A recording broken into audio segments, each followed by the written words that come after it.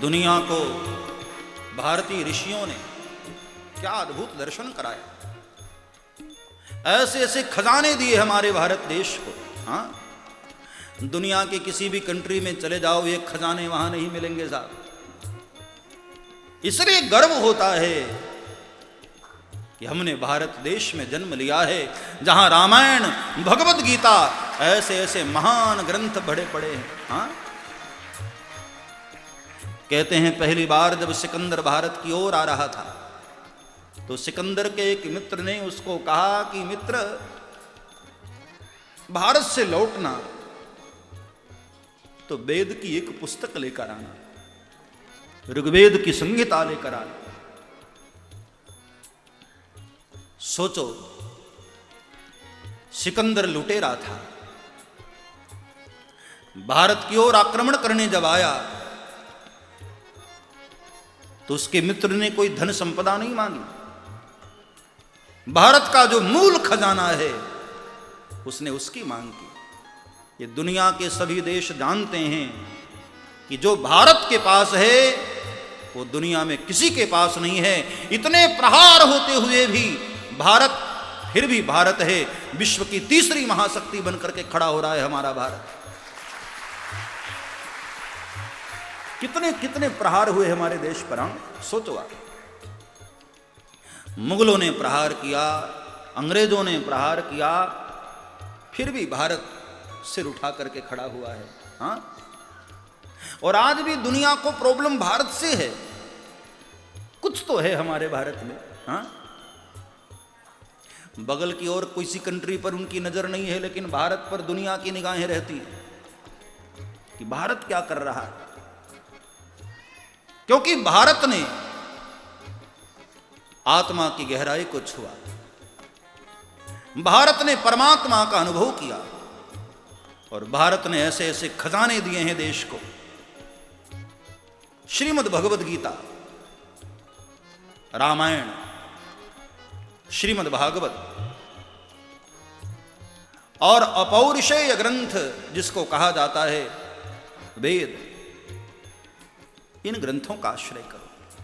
सब कुछ है इन ग्रंथों में, कभी पढ़कर तो देखो। हाँ, आज जब से टेक्नोलॉजी आगे बढ़ी तब से धीरे धीरे हम लोग ग्रंथों से दूर होने लगे। हाँ, आजकल की युवा पीढ़ी तो ज्यादातर सब गूगल पर खोजती रहती है।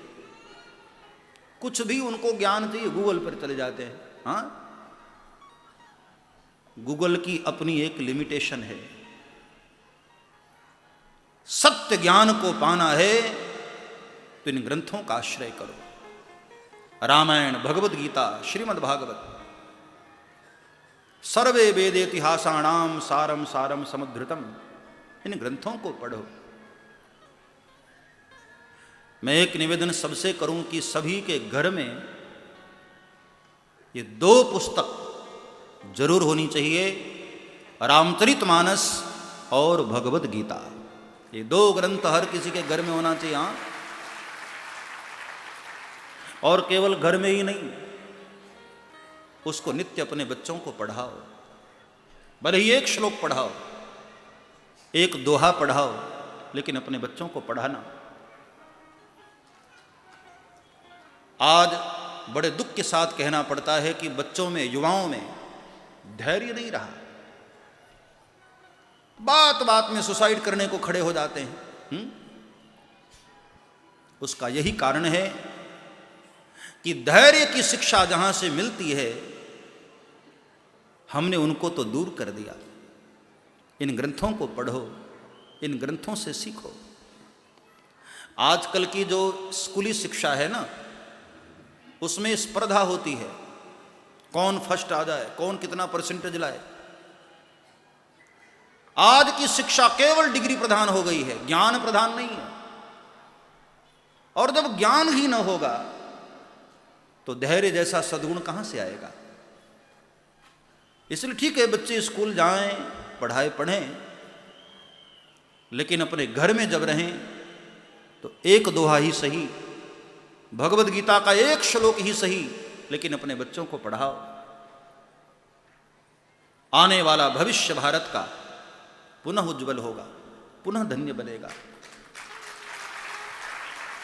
ऐसे अपने बच्चों को संस्कारित करो, क्योंकि बाद में जब हाथ से बात निकल जाएगी ना, तो सिवाय पछतावे के और कुछ नहीं रहेगा। इसलिए इन ग्रंथों का आश्रय करना सिखाओ अपने बच्चों को। प्रत्येक सनातन धर्मावलंबी के घर में भगवत गीता तो होनी ही चाहिए, रामायण तो होनी ही चाहिए। अद्भुत ये महान ग्रंथ, ये खजाने हैं साहब हमारे देश के। हाँ, सुखदेव जी ने श्रीमद् भागवत में बड़ी प्यारी बात कही। श्रीमद् भागवतम पुराण तिलकम यद वैष्णवानां धनम यस्मिन् पारमहंसमेव ममलम ज्ञानम परम गीयते यत्र ज्ञान विराग भक्ति सहितम नैष्कर्ममाविष्कृतम तच्छृण्वन् प्रपठन विचारण परो भक्त्या विमुच्ये नरः। ये श्रीमद् भागवत राजन वैष्णवों का परम धन है, ये खजाना है साहब, हम लोगों का परम धन है। भारत को महान क्यों कहा जाता है, मेरा भारत महान क्यों कहते हैं? हाँ, इसलिए महान है कि जो खजाना भगवत गीता जैसा, रामायण जैसा हम भारतीयों के पास है, वो दुनिया के किसी भी कंट्री में नहीं है साहब। धनवान है हम लोग इस मामले में। ऐसे ऐसे खजाने हमारे यहां पड़े हुए हैं, कभी पढ़कर तो देखो, कभी उसका आश्रय तो करो। हाँ, दुनिया के बहकावे में आजकल के युवाओं को नहीं जाना चाहिए। अपने ग्रंथों को पढ़ो और अपने धर्म के मर्म को समझो। सोशल मीडिया पर किसी ने बात उठाई कि कृष्ण ने 16,108 शादी कर ली, तो आजकल के युवा वर्ग उसमें बह जाते हैं कि हाँ यार बात तो सही है, कृष्ण ने तो 16,000 की थी। अब इन ग्रंथों को नहीं पढ़ोगे तो यही मूर्खता करोगे। यदि भागवत पढ़े होते, सुने भी होते, तो कम से कम ये तो पता होता ना कि क्यों की, किस परिस्थिति में की, किस लिए की, उसके पीछे का आश्रय तो देखो। इसलिए मैं कहता हूं, हर चीज मोबाइल पर मत ढूंढो, हर चीज गूगल पर सर्च मत करो, थोड़ी मेहनत करो, इन ग्रंथों के भीतर जरा उतरने का प्रयास करो।